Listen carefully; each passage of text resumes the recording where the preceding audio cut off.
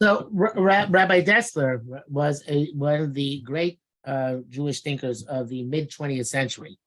He was born in Lithuania. He lived in England for a while. He was one of the founders of Gate City Yeshiva. Then he moved at the end of his life to Eretz Yisrael, where he was a mashgiach in yeshiva called Panovich. And his sefer is an amazing sefer, and it's something which I hope that you'll be exposed to many, many times in the course of your career in school, if you haven't been exposed to it already. And we're going to do one of the most basic parts of it is what's called the Kuntres HaChesed, which is what we're about to learn tonight, where he talks about how the world is built on Chesed and how Chesed works. It starts off slowly. You have to give it a bit of time to develop, but it's very, very worthwhile. So the first parak, Yidaber no seminota. We're going to talk about givers and takers. When Hashem created man, man has to take and man has to give. Every human being gives and takes from other human beings and from the world in general. To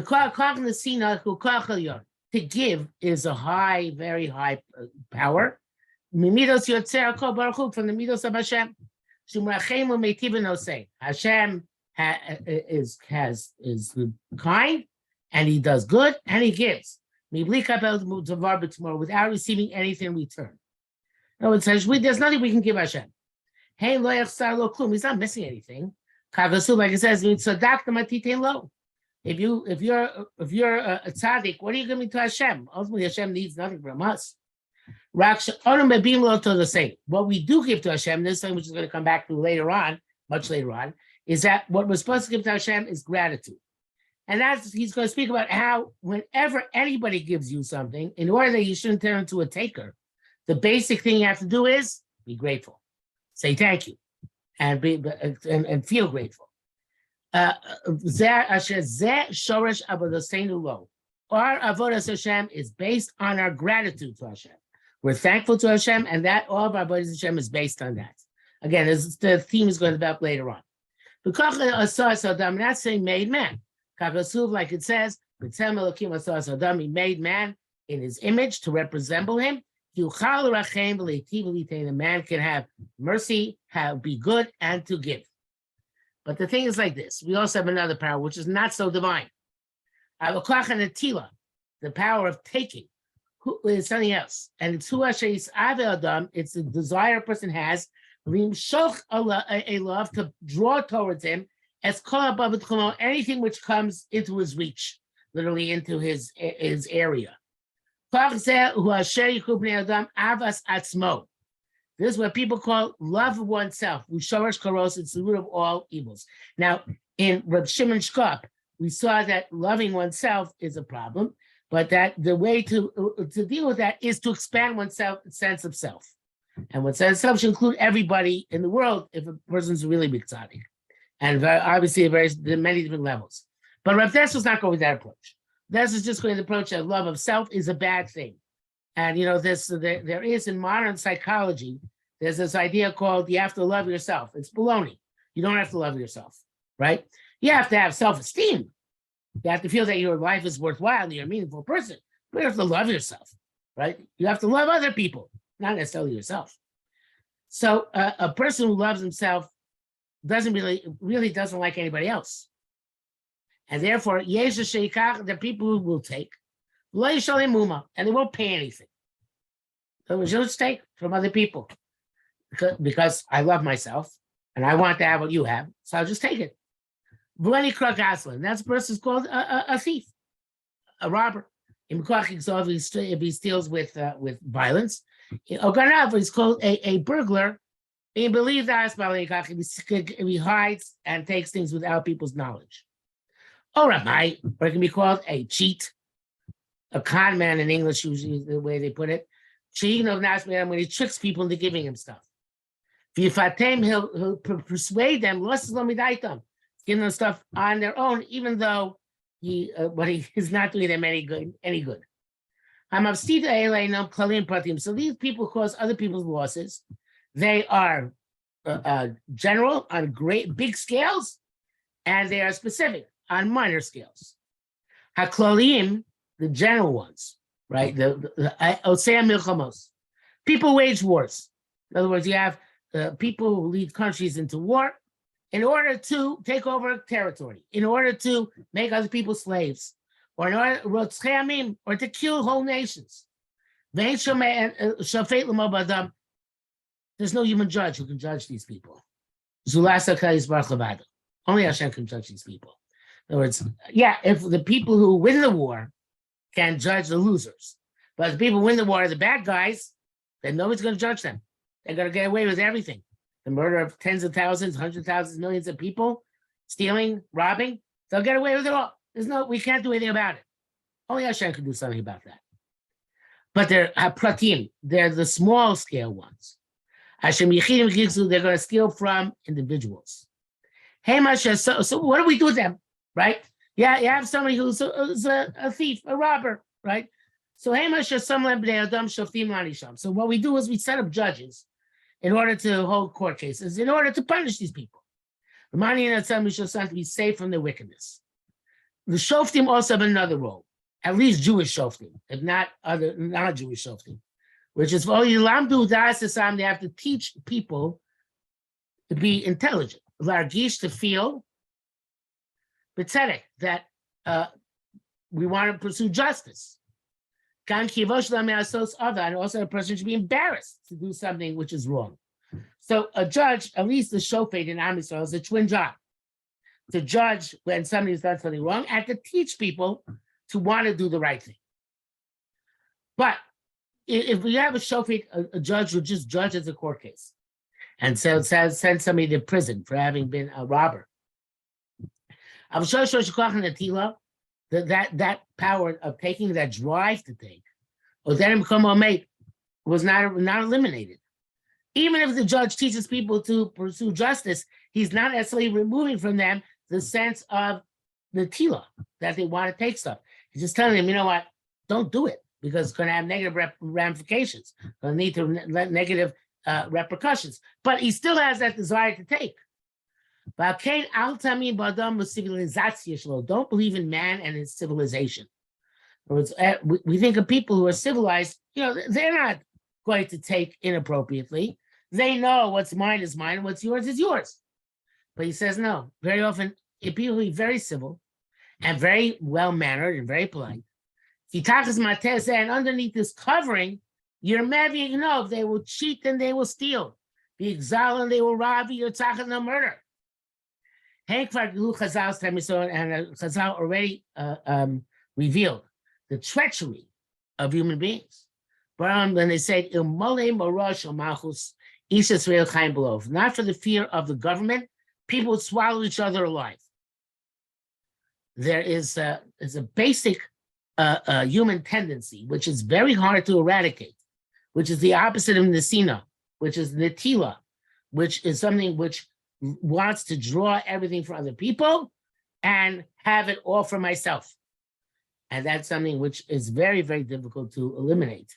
And that's why we need governments, because governments impose order and they impose law and order. And therefore they keep people from swallowing each other alive. I once heard in the name of Rav Chatzkel Levenstein. Chatzkel Levenstein was Rav Dessler's successor. He came after Rav Dessler as the Mashgiach and Panovich. They had nothing to do with each other, but they both had the distinguished job of Mashgiach and Panovich, one of the most important jobs in the yeshiva world. So he said, and I don't know if I agree with this. Let me make this clear. I don't agree with this, and also I don't know if it applies to girls. But he said, if you take any yeshiva bacher and you give him license to kill, you say, if you kill anybody, you're not going to go to prison, and you're not going to lose your chelik olam haba. Okay, you have license to kill without any negative repercussions, no punishment, no anything. So he says most yeshiva bachrim, if not all yeshiva bachrim, would take the gun and become either mass murderers or serial murderers. They kill many people or individuals, either together or in sequence. They go and shoot all their enemies.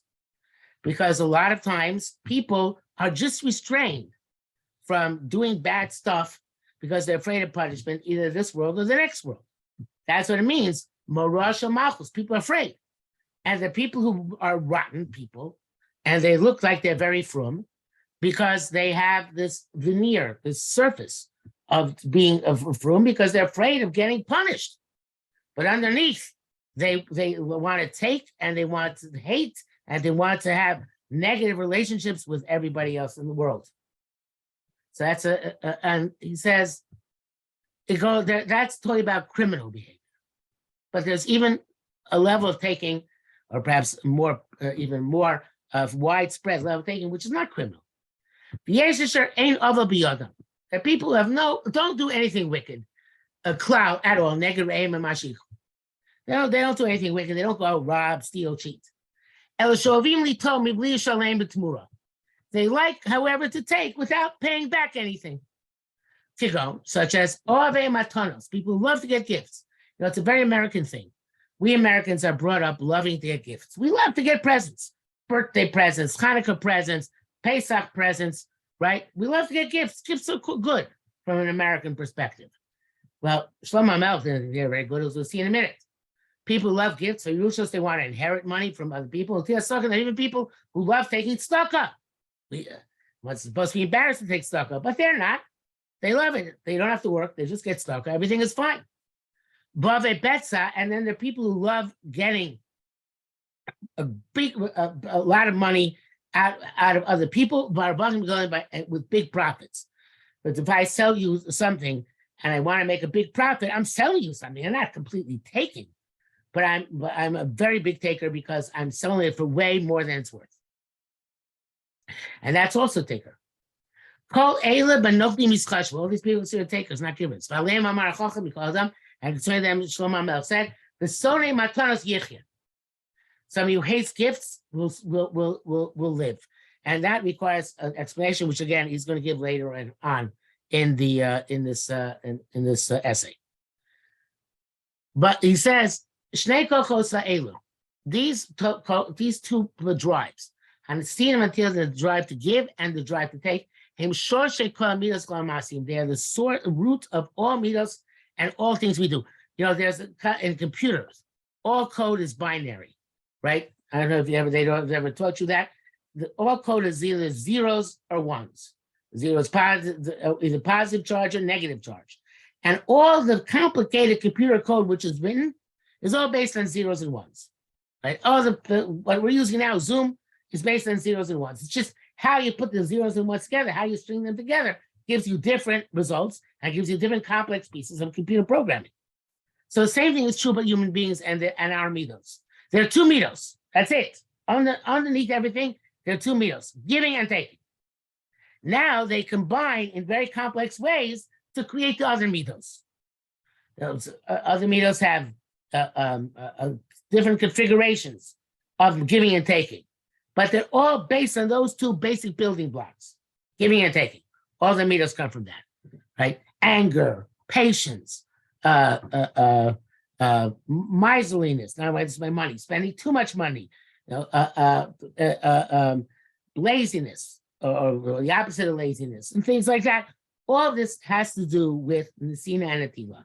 It's just complicated ways in which these things get put together to create these different midos. B'yesh chadas. Now you have to know, she'ein derech memutza b'zeh.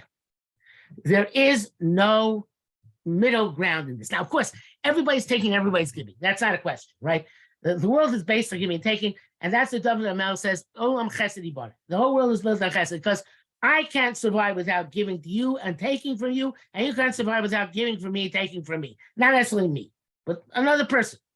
None of us are truly self-sufficient, right? We need to go and get from others. If not when we're adults, at least when we're children, when we're older, or when we're old people, right? Because everybody needs to give and to take. But the question is, what's your primary drive? Which of the two is primary? And I say, in the grand scheme of things, in the total of your personality, you're either a giver or a taker. You can be giving most of the time and you're really a taker. You know how? Very simple. Because I give so much because I want people to give me cover. I give so much because I want people to honor me, right? And I can take a lot, but really be a giver. How's that? if I'm taking because I need to take to survive, but I make sure to give back to people more than I'm taking. Whether it's in attitude, in the way I give thanks, whether it's in practice, in something I give back to them, whether it's a material thing or a spiritual thing, or intellectual thing. So the main point is that in your neshama, you either give or take, or no matter how much giving or taking you do on the outside, and the inside, you either giver or taker. Then he says there is no there's no middle ground. He never because person will always have an ambition to go to one of the two sides. And in the yearning of the heart internally, ain't shows no compromises. This is general principle. There's no middle ground, there's no average in what a person is interested in. Not what a person does. A person does, everybody does, takes and everybody gives. Question is, what does a person want to be? A person want to be a giver or want to be a taker? So it comes out. Every activity, anything we say, any thought, unless you find something which only has to do with your internal soul, without a connection, limits to the reality outside of him, which is a very rare thing. Almost everything we think about even has to do with our relationship with other people, right? And almost nothing is something which is just about us ourselves. So when you're either doing a chesed and giving, or grabbing and taking. And this is a famous Musa Sefer from the 14th century, the Chovos HaBavos. He says,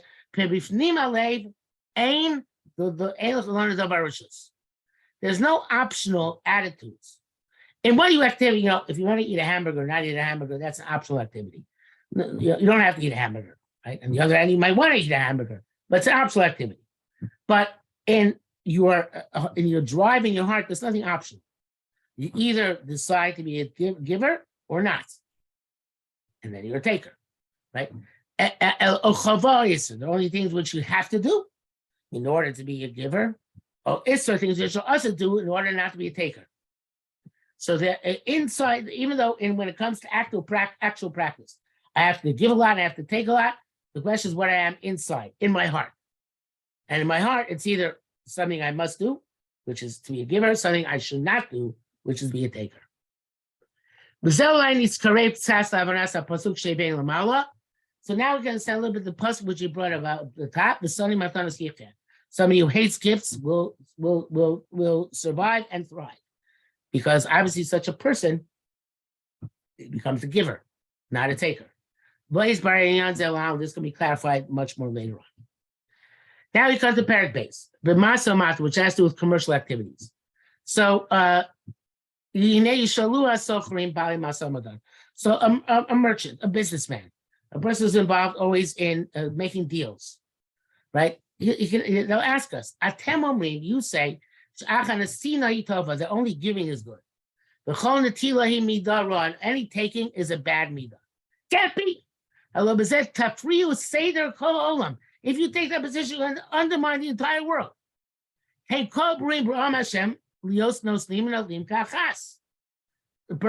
created all people that they should be both givers and takers at the same time. Because there's some of this, he arranged his world. Isn't man like any other creature in the world where there's give and take? Why should you not both take and give? That's the whole idea of business, of commerce, right? You have a store, you go to a store, right? There's giving and taking. You make a deal in the stock market, there's giving and taking. You go and you sell something, your farm produce, there's giving and taking. So if you're involved in business and commercial activity at all, you should ask, how is it possible to say be a giver, not a taker? And you need to be both. So we already mentioned that what's your primary goal? And now he's going to expand on this. Truth will show its way. Even though you have to give and take, there's two types of people. The people take a lot and only give a little. These are the the merchants, the storekeepers, the people involved in business, they use every opportunity just to make money. They're in the whole give and take. They're making a product which they're selling to make more money. That's why they do it. Not interested in other people's welfare. They can pretend. There's when you go to buy a car at a dealer. So the car dealers are trained to make you feel that they are your friend, and you're really in this together, and he's really on your side, and he's helping you out. He's not trying to rip you off one bit, and it's all baloney. He's not your friend. He's not there to help you. He's there to make some money. It's just that they figured out that it's easier to separate you from your money if they pretend to be your friends. As a person whose name was Dale Carnegie. Dale Carnegie was a famous automobile salesman, and he wrote a famous book, a classic. It's called How to Win Friends and Influence People. And Dale Carnegie writes that he meant it lishma. He meant that people should really win friends and really influence people in a good way. But the book is used in order to train people like car salesmen how to make friends with their customers and therefore influence them to buy a car. The car probably that they don't want, but the seller wants to sell them. So these people, they'll use every opportunity, and they'll even try and make themselves nice and caring. They're going to use every opportunity to make money. Without taking into account if their effort and their work, asher abdu, which they put into this, shavim heim ms are really worth. They are the profit which they make. So a person has to take into account: am I giving more than I'm taking? Lawyers, really good lawyers, they charge $1,000 an hour or more, right? They charge their clients $1,000 an hour.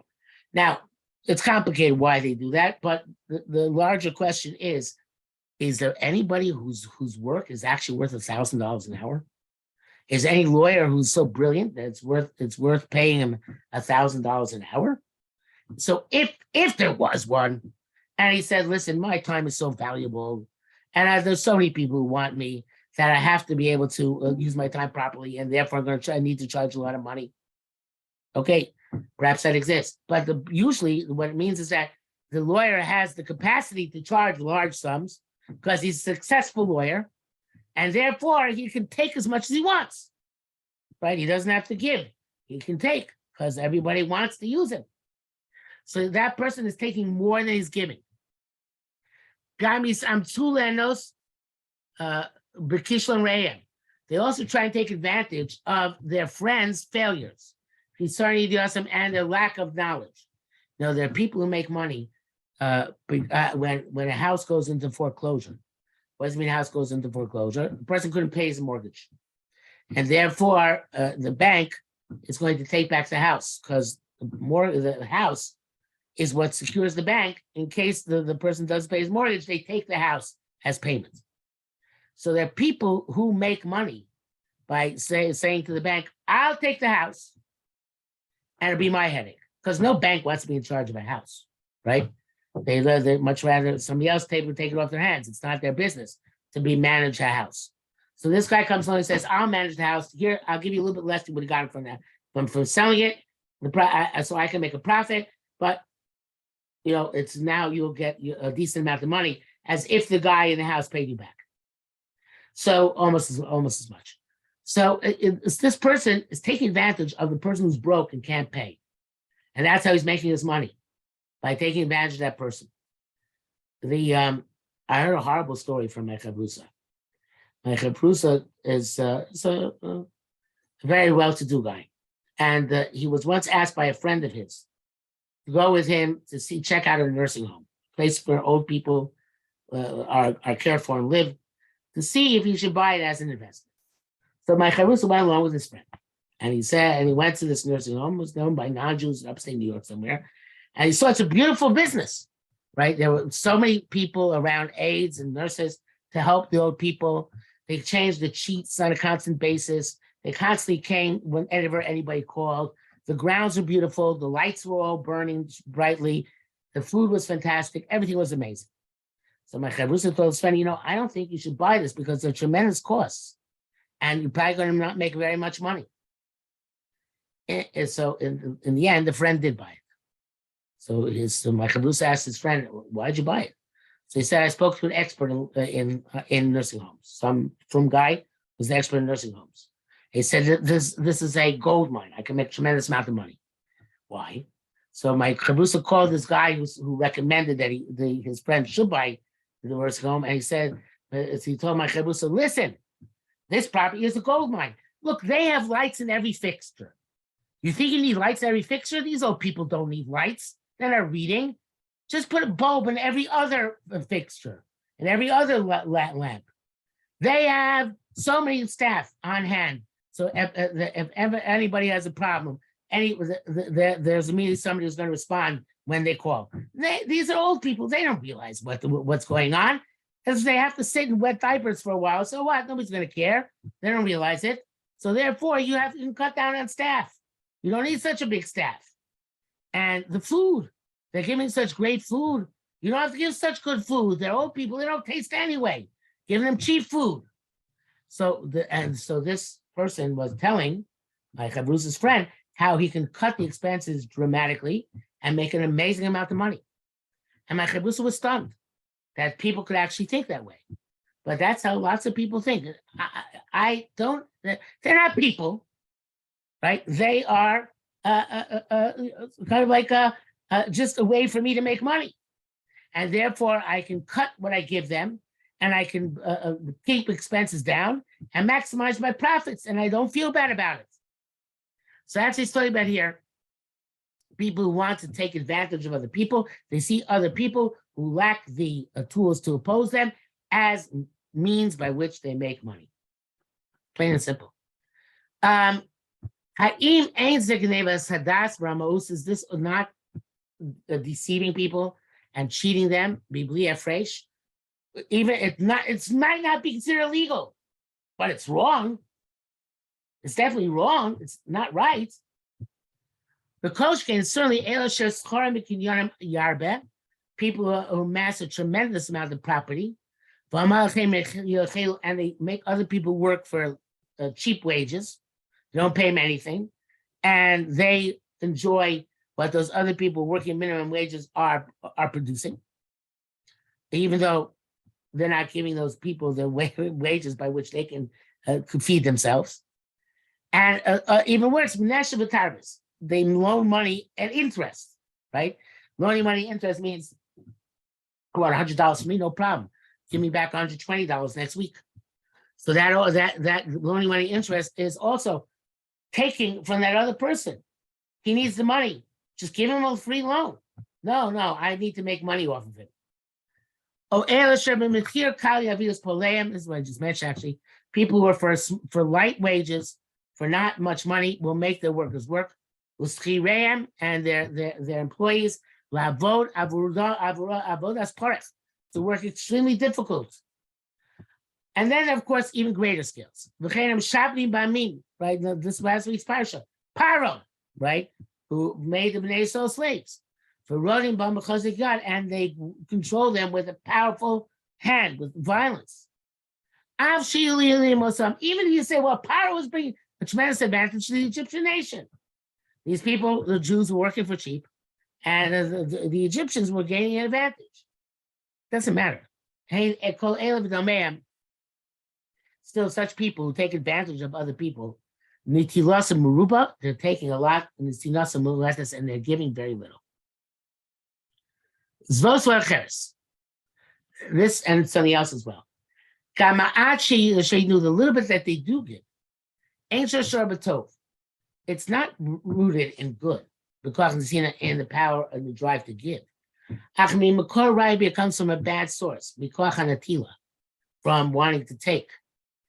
For some, all of their ambition, and the thoughts are about taking.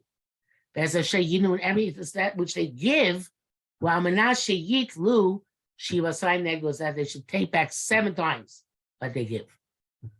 Hachenvani l'mashal, storekeeper, for example, no says choroso yarviach.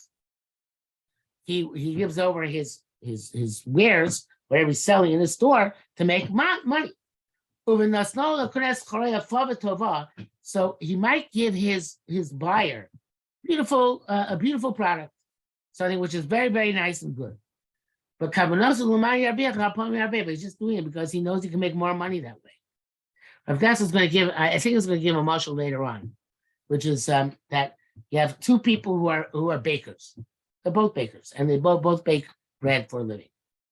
And they both charge similar prices. And they both bake tremendously nutritious and tasty bread.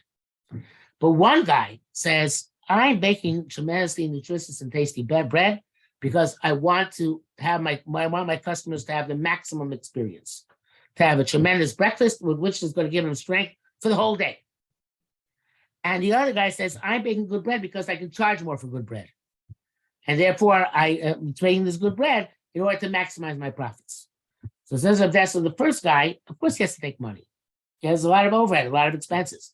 But his main goal is to give the best possible bread to his customer. He's a giver. The second guy is making the same bread, good bread, same price, but he's making the bread in order to take the money. Not taking the money in order to make the bread like the first guy, but baking the bread in order to take the money. So he's a no-tell, he's a taker. Even though they're both doing the same thing, they're both selling bread. They're both selling nutritious bread. They're both selling for similar prices. The first guy is giving, he just says, I have to take. I'm not independent, I have to take. But let me give more than I take. And the second guy says, I have to give because otherwise it's not going to make money. But I'm going to give as little as possible in order to make as much money as possible. So both of them are doing the same thing, but with totally different attitudes. Okay. There's another wicked thing. And this is something which happens all the time in schools, not just in businesses. I mean, in schools, we don't realize necessarily how bad it is. People want to take. So they compete against each other.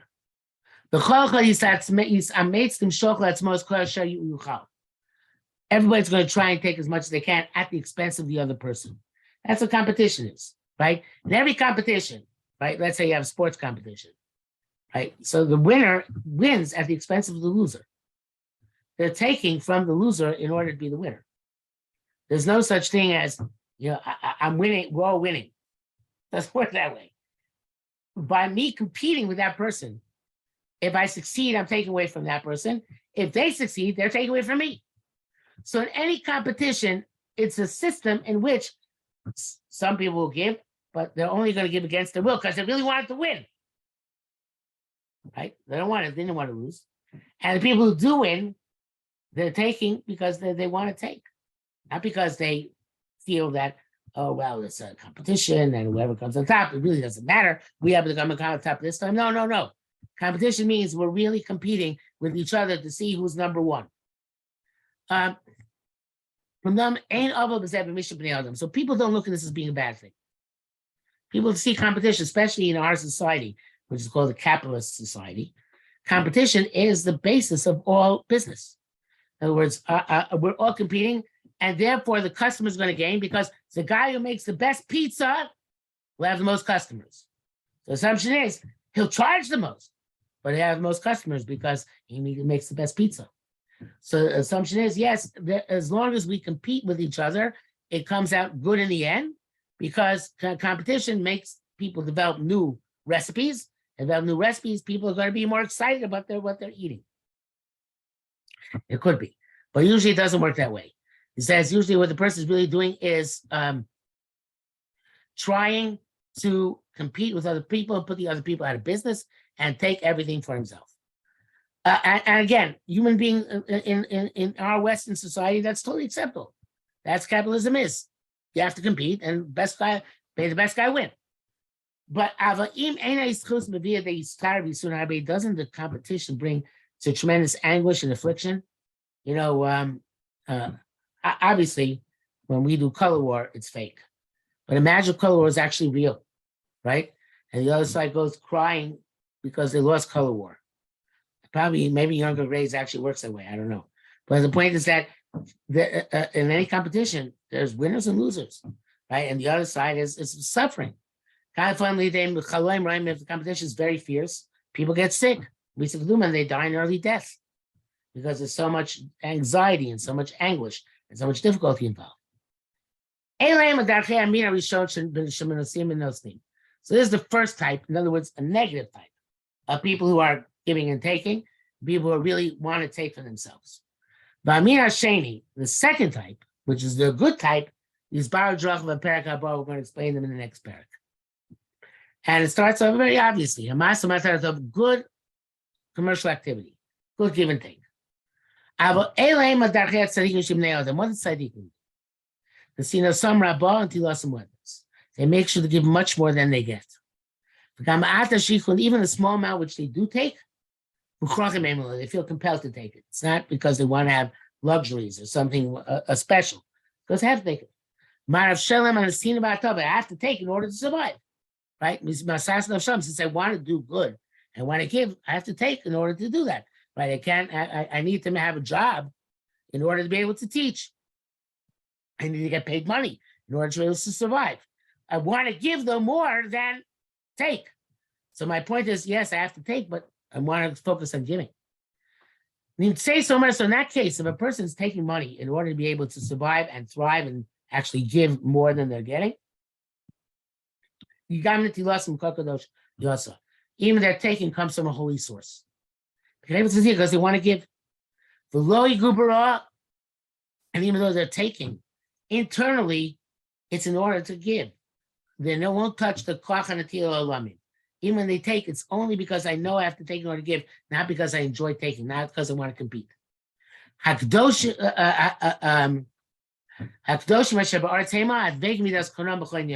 These people are the really holy people always giving, and they or want to give, and they connect to HaKadosh Baruch Hu when all that matters. And we have to stop because less than a minute left, but he's going to explain in detail how people can give even though they're taking. Okay, have a good night, girls. Thank you. Thank you.